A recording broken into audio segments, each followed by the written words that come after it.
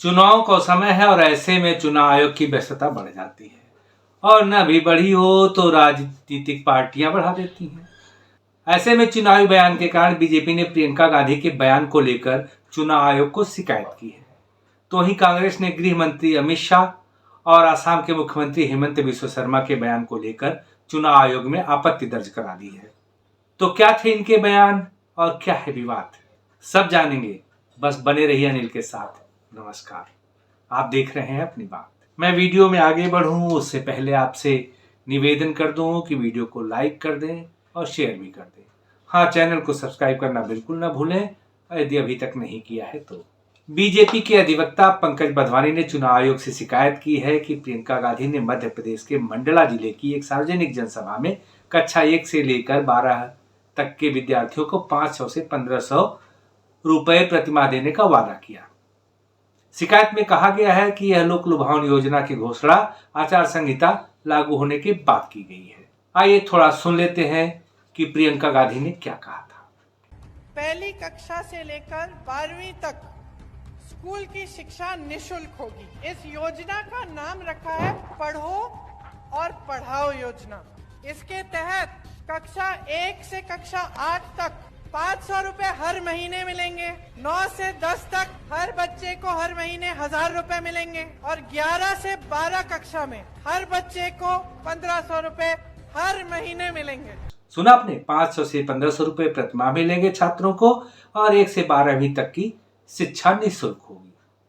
चलिए, 50 साल सत्ता में रहने के बाद भी कांग्रेस को यह बात करनी पड़े कि 1 से 12वीं तक की कक्षा की शिक्षा निःशुल्क होगी, तो लोगों को ऐसा लगने लगता है कि कहीं यह गरीबी हटाओ के नारे जैसा तो नहीं होगा। इन्होंने यानी प्रियंका जी ने इस सभा में कई और घोषणाएं की थी, जैसे केजरीवाल ने की थी 200 यूनिट तक बिजली का बिल माफ, इसके ऊपर हाफ केजरीवाल ने कहा था। उसी तर्ज पर प्रियंका गांधी ने या प्रियंका गांधी वाड्रा ने कहा है कि 100 यूनिट तक माफ और 200 यूनिट तक बिजली हाफ होगी।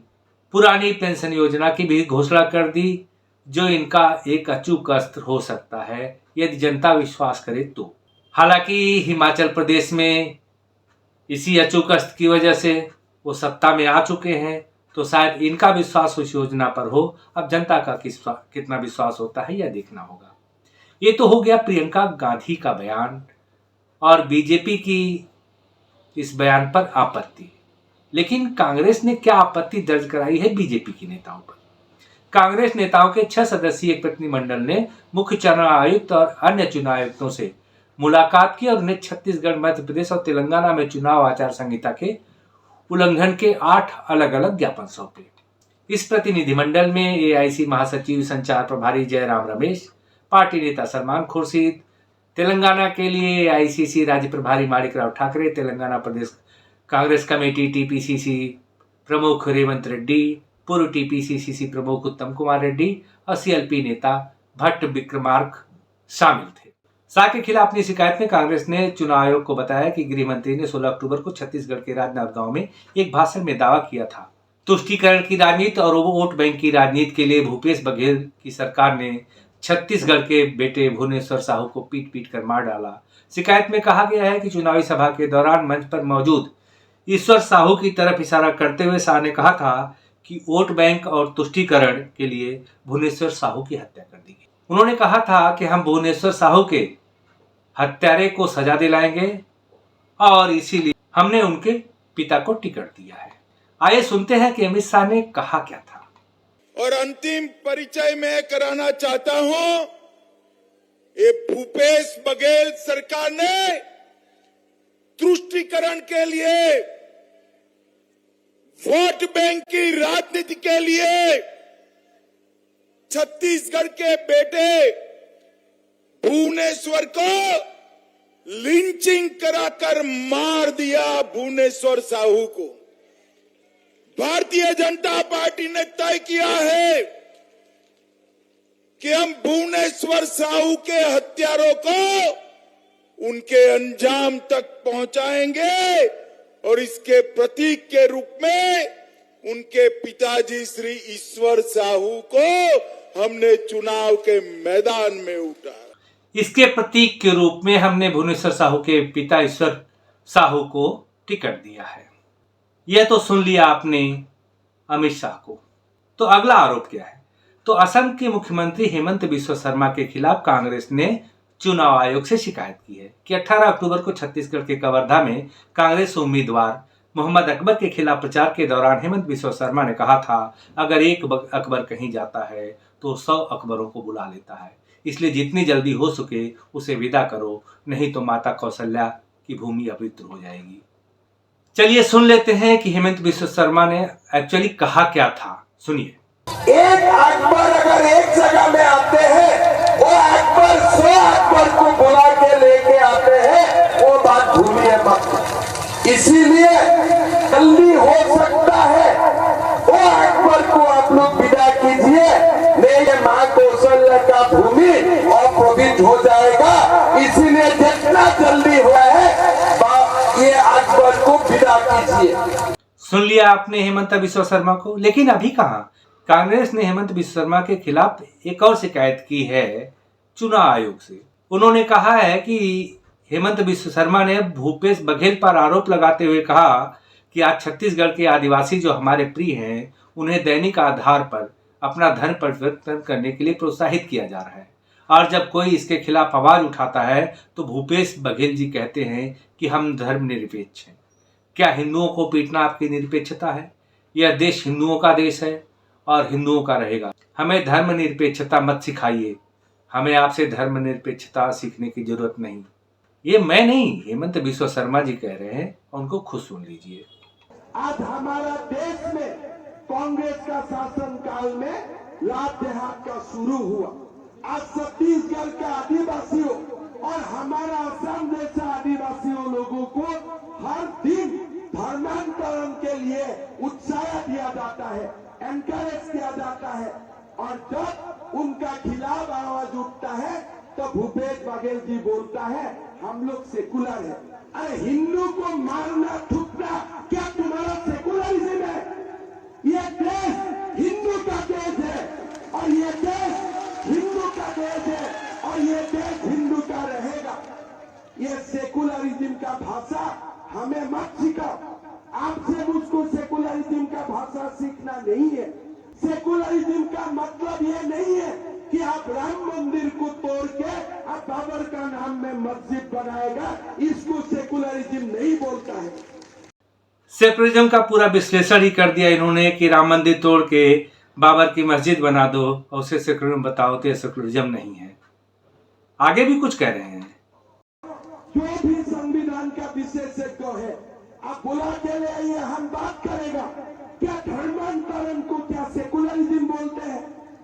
हमारा देश में राम का निशाना मिटा देगा, हमारा आदिवासियों को जुर्म जुलुम करके धर्मांतरण करना और हमारा ये माता कौशल्या का भूमि कोई अकबर को हाथ में दे देना, ये सेकुलरिज्म नहीं बोलता है और इसका कोई सेकुलरिज्म हम मानने के लिए तैयार भी नहीं हो। इन्होंने तो विशेषज्ञों को भी चैलेंज कर दिया कि सेकुलरिज्म पे जिसको बहस करनी है कि धर्म परिवर्तन और राम के नाम को हटाना सेकुलरिज्म कैसे हो सकता है। हेमंत बिस्वा शर्मा और प्रियंका गांधी दोनों को सुन लिया। अब चुनाव आयोग ने असम के मुख्यमंत्री हेमंत बिस्वा शर्मा और प्रियंका गांधी को नोटिस देकर 30 अक्टूबर तक उत्तर देने को कहा है। लेकिन हेमंत बिस्वा शर्मा के जिन बयानों के लिए कहा गया है वो तो हमने दिखा दिया, लेकिन प्रियंका गांधी को जिस मामले के लिए जवाब मांगा गया है वो वीडियो मैंने नहीं दिखाई है। उसके लिए भी जवाब नहीं मांगा है, जो बिजली पानी और 500-1500 रुपए देने वाली बात है। प्रियंका गांधी से जवाब एक दूसरे मामले में मांगा गया है, जिसकी शिकायत केंद्रीय मंत्री अर्जुन राम मेघवाल के नेतृत्व में बीजेपी का एक प्रतिनिधिमंडल बुधवार 25 अक्टूबर को चुनाव आयोग से किया था। प्रियंका पर धार्मिक आधार पर चुनाव प्रचार करने का आरोप लगाया है। वास्तव में प्रियंका गांधी ने प्रधानमंत्री की एक वायरल वीडियो का उल्लेख करते हुए पहले ही बता दिया कि उन्हें पता नहीं कि वो सच है कि नहीं। फिर भी उस वीडियो का उल्लेख करते हुए क्या कहा था आप खुद ही सुन लीजिए। पता नहीं सच है कि नहीं, देवनारायण जी के मंदिर में शायद गए थे कुछ समय पहले और एक लिफाफा डाला है। अब मैंने टीवी पे देखा कि 6 महीनों बाद वो प्रधानमंत्री जी द्वारा डाला गया लिफाफा खोला जा रहा है। जनता सोच रही है कि भगवान जाने क्या होगा इस लिफाफे में। देश के इतने बड़े नेता प्रधानमंत्री जी आए थे, वो लिफाफा डाल के गए हैं। लिफाफा खोला, 21 रुपए निकले। देश के प्रधानमंत्री हैं, उन्होंने लिफाफे में पता नहीं क्या डाला होगा। जो अपने को फकीर, चौकीदार, प्रधान सेवक कहता हो, क्या डालेगा? जब वो कहीं से कुछ लेता ही नहीं तो कैसे कह सकते हैं। लेकिन सच्चाई कुछ और थी। दिखाया गया था कि प्रधानमंत्री ने लिफाफा डाला ही नहीं था, लिपटे हुए नोट डाले थे और नोट ही निकले होंगे। लेकिन कौन, ये वायरल वीडियो करनी है, लेकिन प्रियंका गांधी जैसे जिनको भावी प्रधानमंत्री के रूप में कुछ लोग देखते हैं, वो ऐसे बयान देती हैं, जानते हुए कि यह झूठ है फिर भी सार्वजनिक करती हैं। तो थोड़ा सोचना तो पड़ता है कि इनको देश की बागडोर दी जाए या नहीं। आपने भी इन बयानों को सुन लिया और चुनाव आयोग ने भी संज्ञान ले लिया। लेकिन इसका मतलब क्या है कि हेमंत बिस्वा शर्मा, अमित शाह के इन बयानों को सुनकर लोग धड़ाधड़ बीजेपी की तरफ चले जाएंगे, या फिर प्रियंका गांधी के बयानों से प्रभावित होकर बीजेपी छोड़कर कांग्रेस में चले आएंगे? इन बयानों से मतदाता शायद नहीं बदलता। अगर होश में है तो हाँ, जोश वाला मतदाता कुछ भी कर सकता है। लेकिन मतदाता ही क्यों, जोश वाला तो कहीं भी कुछ कर सकता है। जोश में किसी की भी जान बचा सकता है तो किसी की जान ले भी सकता है। लेकिन अपने जोश पर किए हुए काम पर पश्चाताप या गर्व तो बाद में होता है, जब जोश ठंडा होता है। वैसे मतदाताओं को भी इसका एहसास होता है, लेकिन सरकार बनने के बाद। हमारा चुनाव आयोग भी संज्ञान लेता है, लेकिन उस संज्ञान का करता क्या है इसका मुझे भी नहीं पता कि उस संज्ञान का क्या करता है। हाँ, डांट डपट जरूर देता है, ऐसा मैंने कई बार पढ़ा है। लेकिन कभी ऐसा काम नहीं करता कि लोग सुधरें। और जब वही नहीं चाहता कि लोग सुधरें, तो लोग सुधरे भी तो क्यों सुधरे? सरकार भी नहीं चाहती कोई ऐसा कानून बनाना, क्योंकि सत्ता में होने के बावजूद आखिरकार है तो एक चुनावी दल, है एक राजनीतिक पार्टी जो इसी हथकंडों से चुनाव जीतती है। तो फिर कानून क्यों बनाएगी सर? सुप्रीम कोर्ट तो सुप्रीम है, जो या तो जवाब मांग लेता है या चिंता व्यक्त कर देता है, और इससे ऊपर कर भी क्या सकता है, क्योंकि उसे भी तो वही फैसला देना है जो कानून में लिखा है। और कानून में लिखने वाला अपने खिलाफ कानून कैसे बनाएगा, और बना भी देगा तो उस पर सख्ती क्यों करेगा?